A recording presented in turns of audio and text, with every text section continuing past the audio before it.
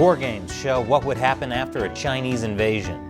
The US gets tough on China, and China lets its visa restrictions run wild. That and more on this week's China News Headlines.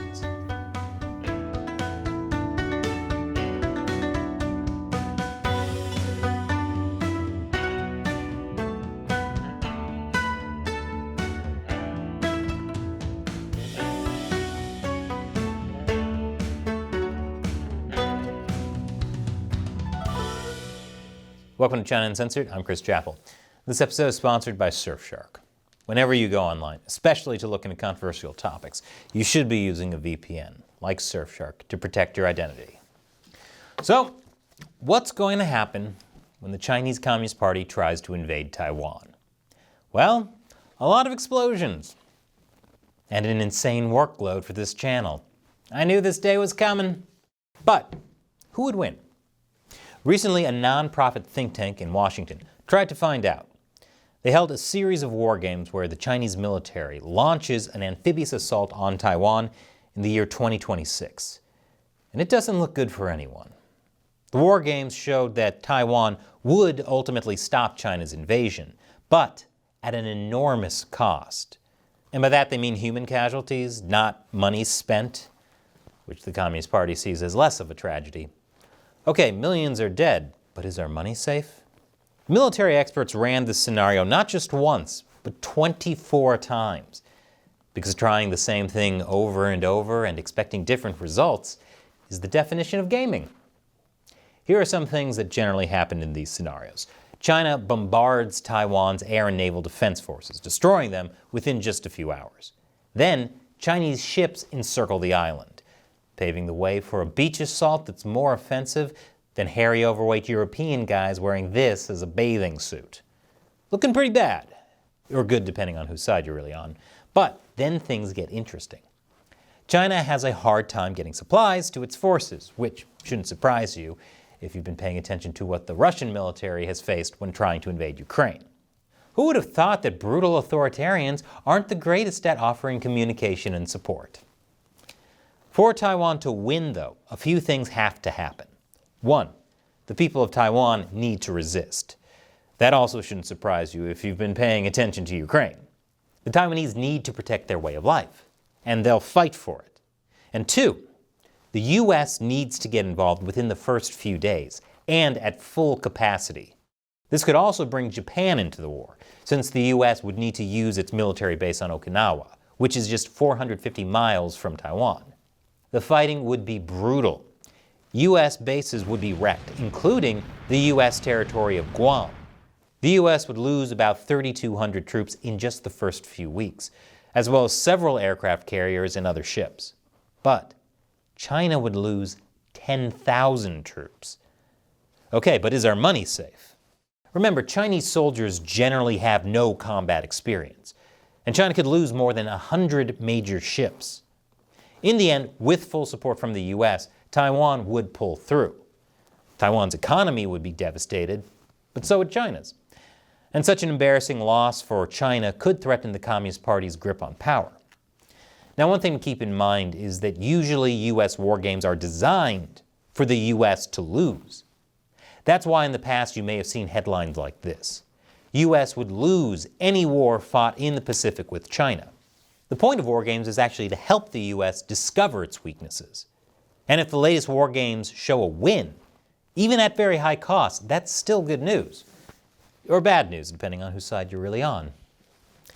Meanwhile, this week, China held large-scale joint strike drills aimed at Taiwan.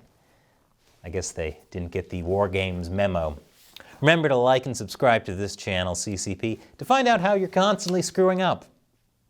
In a 24-hour period starting last Sunday morning, the Chinese military flew 57 warplanes and sailed 4 ships towards Taiwan through the Taiwan Strait. 28 of those warplanes crossed the median line, which China used to unofficially recognize as the boundary between both regions, but now, what boundaries? And if it sounds like I'm repeating myself from 2 weeks ago, I basically am. At the end of December, also in a 24-hour period, China sent 71 warplanes and 7 ships toward Taiwan. This is to say, while U.S. think tanks are playing war games at an office building in Washington, The Chinese military is playing its own war games directly in the Taiwan Strait.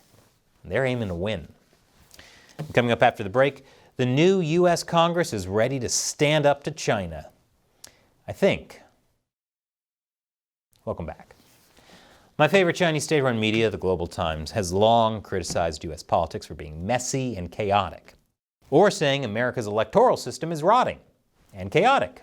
And just a few days ago, they mocked Congress for repeatedly failing to elect a Speaker of the House, saying it refreshes people's understanding of the U.S.'s morbid politics. And also chaos. They're essentially saying, we're not in shambles, they are. Look over there, look at these shiny keys. Don't pay attention to our own politics. Well, bad news, Global Times. There's one thing that's bringing U.S. Republicans and Democrats together at last, and that's you. Well, technically it's your overlords, the Chinese Communist Party. This week, the new Speaker, Kevin McCarthy, united Republicans and Democrats behind the creation of a new China committee. He said the era of trusting communist China is over. With an overwhelming majority, the House voted in favor of creating this committee. That's because there are a lot of China issues that cross the U.S. political spectrum, like the stealing of U.S. technology, pollution, bringing back U.S. jobs, and of course, making sure Taiwan doesn't become the next Ukraine. Xi is so diabolical, he could bring anyone back together, maybe even your parents. So what will this bold new bipartisan committee actually do? Well, its powers will be largely investigative, not legislative. It will also be given jurisdiction to call witnesses and hold public hearings. So Congress will be holding lots of discussions and looking into things, but is unlikely to actually make any concrete change. Sounds like business as usual. Never changed, Congress. Except maybe a whole lot. And in COVID-related news, it's getting really bad in China.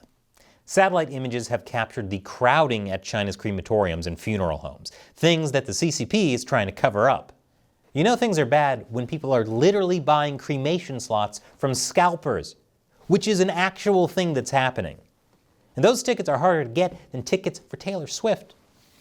I'll have a lot more on that in tomorrow's episode. Meanwhile, it looks like Chinese state-run media has admitted the CCP's zero-COVID policy failed. It was part of a timeline published by the official Xinhua news agency to explain the shift in China's COVID policy, which of course was totally reasonable and appropriate because the Chinese Communist Party said so. But even that official timeline admitted that cases were soaring in October, even under zero COVID.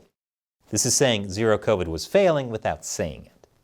Xinhua even admitted that zero COVID was getting more difficult to maintain. So they portrayed this as the perfect time for the CCP to step in and loosen restrictions. Again, admitting zero COVID was failing. By the way, let me remind you that the World Health Organization has said that COVID-19 infections were exploding in China well before the government's decision to abandon its strict zero COVID policy, showing that even the WHO saw the zero COVID policy was failing. This all happened weeks before the white paper protest that broke out in China against the CCP and their zero COVID policy, which the Chinese state media timeline actually mentioned, kind of. They've of course blamed the public anger on local officials' lockdown measures and over-bureaucracy, certainly not the CCP's fault. No, people weren't angry at the Communist Party, even though they were literally calling for it to step down. Nothing to see here, folks. Speaking of the protests that happened across the country, police have started formally arresting protesters, including protesters who were previously questioned and let go. NPR was able to confirm at least 8 arrests, many of them young women. These arrests are happening as nationalist bloggers and even Chinese officials started blaming foreign countries for the protests. A friend of some of the women arrested says security forces seem to be blaming feminists influenced by Western ideas for organizing the protest. Yes, because not wanting to be locked in your home to starve or die in a fire is clearly a bad Western idea. Only feminists would fall for that one. With the end of zero COVID and Chinese New Year coming up, Chinese tourists are traveling abroad again. But other countries are putting restrictions on them, drawing outrage from the CCP. For instance, Japan. Japan is now requiring a negative COVID test for all visitors coming in from China, which, surprise, has angered the CCP. The CCP is calling these restrictions unfair and discriminatory. Even though the restrictions are not targeted at Chinese nationals, they're targeted at anyone traveling from China to Japan, regardless of their nationality. And of course, Japan merely requires a negative COVID test. Japan isn't blocking anyone's visa for political reasons. In response, China has blocked visas for all Japanese nationals, regardless of health status. Meanwhile, South Korea is also requiring a negative COVID test for all visitors coming in from China. And, as you might guess, it angered the CCP, yada, yada, yada. South Korean officials defended their policy with some eye-opening COVID statistics. Those include how up to 80% of imported confirmed cases in South Korea are coming from China. That's absurd. South Korea must be lying about its COVID statistics, unlike China. In retaliation, China has suspended all visas for South Korean nationals. At least one thing you can rely on: whatever the CCP accuses other countries of doing, that's actually what the CCP is doing, and much worse. And this episode is sponsored by Surfshark. When you go online, everything you do is being tracked and logged by the websites you visit and your internet service provider, and in many cases by your government. And if you're in a country that censors social media like Twitter, you'll need a VPN like Surfshark. But no matter where you live or what you do online, you should always be keeping your internet activity private with a VPN. And Surfshark now has servers in over 100 countries, more than any other VPN. So that makes your connection faster and more reliable. Plus, Surfshark has top-of-the-line encryption and a no-logs policy, meaning they don't collect your browsing data. So check out Surfshark. With just one Surfshark account, you can connect as many devices as you want. So try it out now. Surfshark has a special deal that includes 83% off a 2-year plan plus 3 extra months for free. You can protect yourself for just $221 a month. So go to surfshark.com/uncensored and use the code uncensored to secure this deal. The link is in the description below.